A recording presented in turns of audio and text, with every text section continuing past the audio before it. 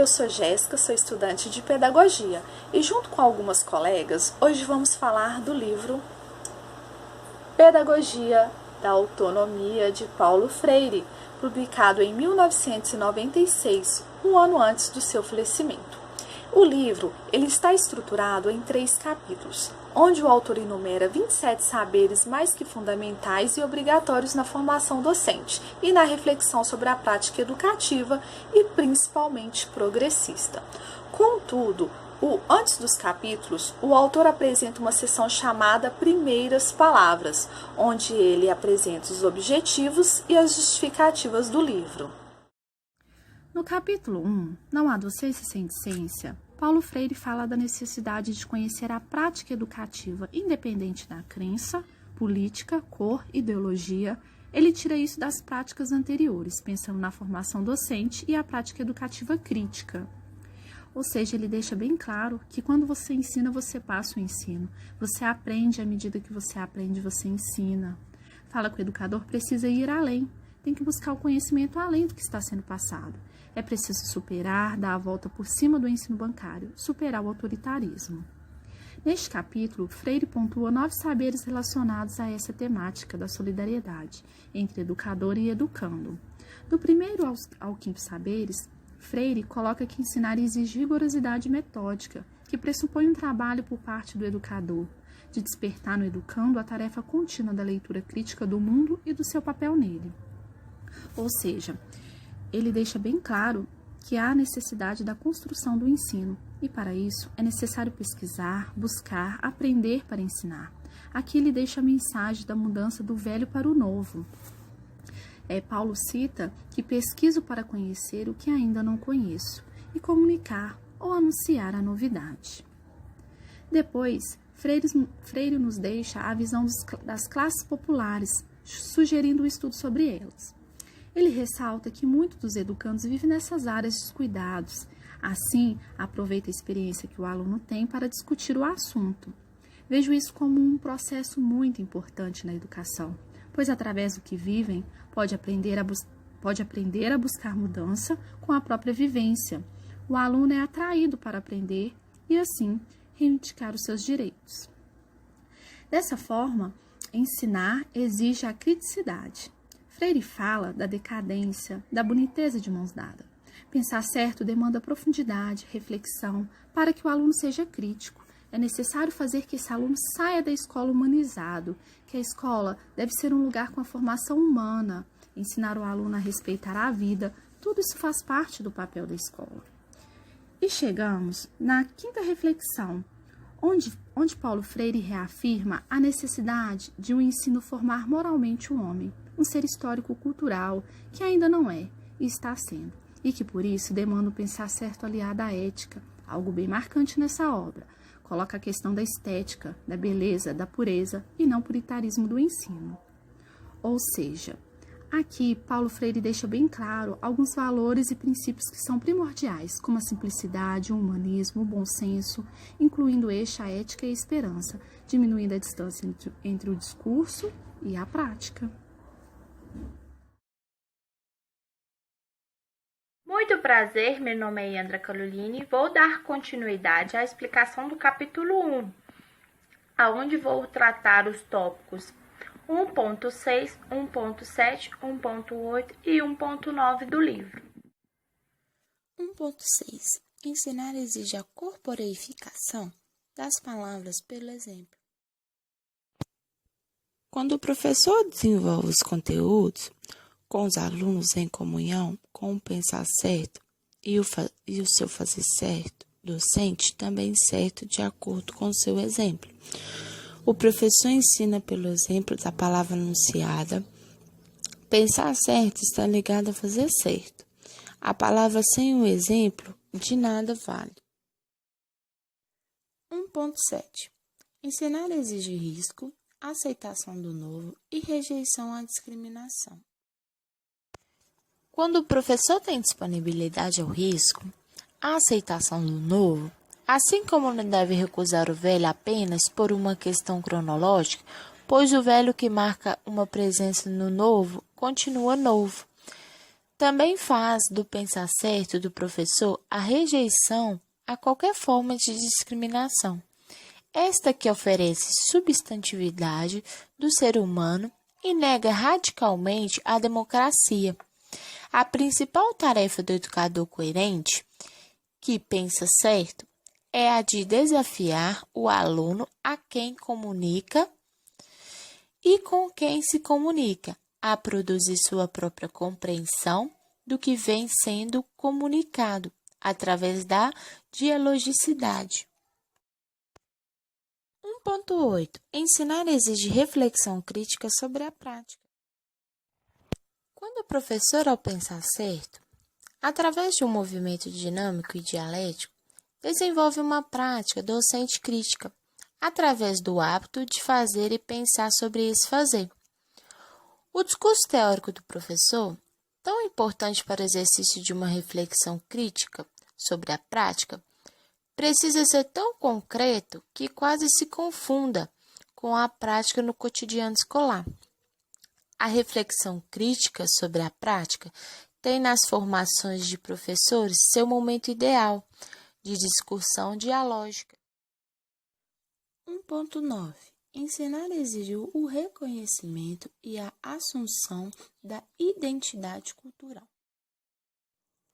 Quando o professor propicia ao seu educando condições para o desenvolvimento de suas relações com seus colegas, com o próprio professor e consigo mesmo, a tal ponto do aluno se assumir como ser social e histórico, capaz de pensar, comunicar, criar, transformar, realizações e também sentir raiva por saber amar. Em sua prática de educação progressista, o professor precisa exercer o respeito pela identidade cultural, individual ou de classe dos educandos. Nesse sentido, a formação democrática do educando é muito importante para a construção de uma sociedade menos feia e menos arestos. Boa noite, meu nome é Sônia, também sou graduanda do curso de Pedagogia do Univertas. Dando continuidade ao comentário do livro de Paulo Freire, Pedagogia da Autonomia, no capítulo 2, ele destaca a importância da ética. É ela que deve sustentar a relação entre professor e aluno na construção do conhecimento. E essa construção, ela deve se dar juntamente entre professor e aluno. Mas ela não pode ser autoritária pelo professor e nem passiva pelo aluno. E na busca dessa construção, algumas exigências, Paulo Freire destaca que aquele que ensina deve ficar atento. Entre elas estão: ensinar exige consciência do inacabamento. Não sabemos tudo, somos seres em constante transformações. Por isso, temos que estar sempre predispostos a mudanças e aceitar o que é diferente, porque sempre há espaço para aprendermos mais. Ensinar exige o reconhecimento de ser condicionado. O ser humano é passível de mudanças no seu dia a dia, tanto no modo de ser como nas suas relações, que podem ser boas ou más. E por isso ficamos sujeitos a essa influência. E com essas mudanças, vamos nos tornando sujeitos nesse processo. Ensinar exige respeito à autonomia do ser do educando. Devo respeitar a identidade do aluno, seu gosto, suas diferenças, pois isso faz parte da sua formação. Mas também tenho que dar liberdade à sua curiosidade, sem me isentar de impor limites. Ensinar exige bom senso. O bom senso, ele é adquirido na prática. Ele é um balizador da postura e do desempenho e das atitudes do professor. Ele que adverte quando é hora de mudar. Portanto, ele é um vigilante constante das ações do professor em sala de aula. Ensinar exige humildade, tolerância e luta em defesa dos direitos dos educadores. Não se pode abandonar a educação diante das dificuldades. e por causa disso não fazer o trabalho bem feito. É preciso lutar por esse trabalho. Eu preciso valorizar a minha prática como docente e lutar por uma formação permanente, mas eu não posso ser medíocre. Ensinar exige a apreensão da realidade. Eu preciso ter segurança na minha prática. Para isso, eu tenho que buscar novos conhecimentos, e não só para adaptar, mas para transformar a minha realidade, e principalmente para contribuir na formação do meu educando. Ensinar exige alegria e esperança. São indispensáveis no processo de construção, principalmente na educação. Quem busca algo para si tem esperança. Se luto por um nível de educação melhor, tenho esperança. E quando alcanço, reajo com alegria. Ensinar é isso. É ter o prazer de conscientizar o outro a ter esperança. Ensinar exige a convicção de que a mudança é possível.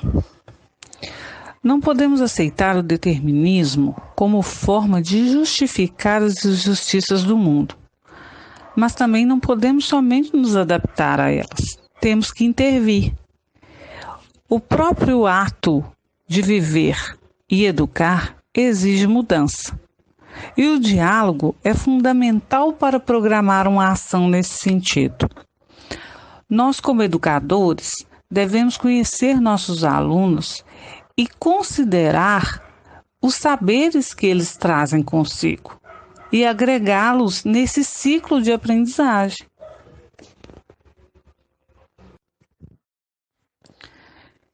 Ensinar exige curiosidade.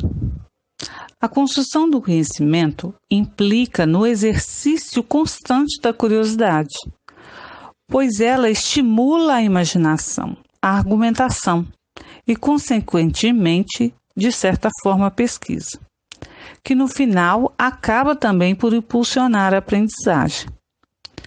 Mas é fundamental que nesse processo, tanto o professor como o aluno assumam essa curiosidade epistemológica para que a construção desse conhecimento se dê de forma concreta e consistente. Porém, assim como a liberdade, a curiosidade também deve estar sujeita à ética, com uma postura dialógica, aberta, mas também democrática.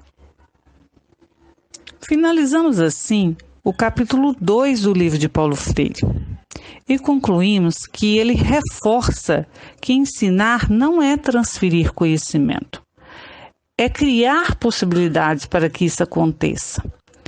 É colocar a teoria em prática, com todo o rigor que a metodologia exige. Eu sou Renata, também estudante de pedagogia, e vou seguindo com vocês na explicação do livro Pedagogia da Autonomia.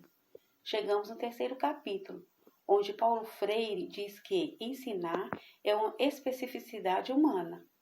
Aqui ele fala da segurança do professor, comprometimento das relações entre liberdade e autoridade e a importância de saber escutar para que a aula se torne um diálogo. 3.1. Ensinar exige segurança, competência profissional e generosidade. O professor que não valoriza sua formação e não busca adquirir novos conhecimentos fica sem competência moral para atuar na sala de aula, porque os alunos percebem a sua insegurança, gerando assim a indisciplinalidade. É preciso que o professor tenha competência científica, mas sem ser autoritário. É importante também ser generoso, dar liberdade ao educando para expor seu pensamento. Continuando, ensinar exige comprometimento. Quando o professor se põe diante dos alunos, revelando com facilidade ou relutância sua maneira de ser, de pensar politicamente, sem escapar à apreciação dos alunos, de forma que uma de sua preocupação central deve ser a de procurar a aproximação cada vez maior entre o que diz e o que faz, entre o que parece ser e o que realmente está sendo. 3.3. Ensinar exige compreender que a educação é uma forma de intervenção no mundo. Quando o professor, em sua prática educativa crítica, não duvida nem por um momento que a educação, como experiência especificamente humana, é uma forma de intervenção no mundo, seja na reprodução da ideologia dominante, quanto no seu desmascaramento. Dialética e contraditória não poderia ser a educação só, uma ou só a outra dessas coisas, nem apenas reprodutora, nem apenas desmascarada, a da ideologia dominante. Olá, meu nome é Janaína, estudante de Pedagogia, e agora vamos dar continuidade ao capítulo 3 do livro Pedagogia da Autonomia, onde o autor Paulo Freire apresenta tópicos importantes no desenvolvimento da autonomia dos alunos. Um deles é o equilíbrio entre liberdade e autoridade. O autor também vai falar da tomada consciente de decisões e que é muito importante que o professor saiba escutar os alunos. Um outro ponto relevante na leitura do livro é a questão da disponibilidade para o diálogo e ainda o querer bem dos educandos. Tudo isso para que haja o desenvolvimento da autonomia dos alunos.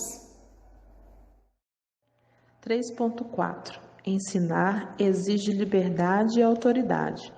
Paulo Freire propõe que haja um equilíbrio entre a liberdade e a autoridade. O respeito mútuo não deve ser transgredido. Autoritarismo e displicência negam o desenvolvimento humano. O passado interfere muitas vezes na ação autoritária do professor. Então, para Paulo Freire, é preciso confrontar autoridade e liberdade. Os professores precisam estudar, avaliar e evoluir para uma ação franca e respeitosa. Já o estudante de pedagogia deve refletir criticamente sua própria liberdade. Isso já é um exercício para exercer sua autoridade em sala de aula e ainda contribuirá na superação da tradição autoritária da sala de aula. Para Paulo Freire, o limite da liberdade é a ética. A liberdade amadurece no confronto com outras liberdades, na defesa de seus direitos em face da autoridade dos pais, do professor e do Estado. Menciona ainda a importância de dialogar, pais e professores, sobre as angústias dos seus alunos. Liberdade também é decidir, ainda que cometa erros, pois é no erro que se aprende a decidir e se desenvolve a autonomia de suas consequências. Eticamente, essa responsabilidade faz parte da aquisição da autonomia. 3.5. Ensinar exige a tomada consciente de decisões. Para Paulo Freire, o ponto central é: a educação é uma forma de intervenção.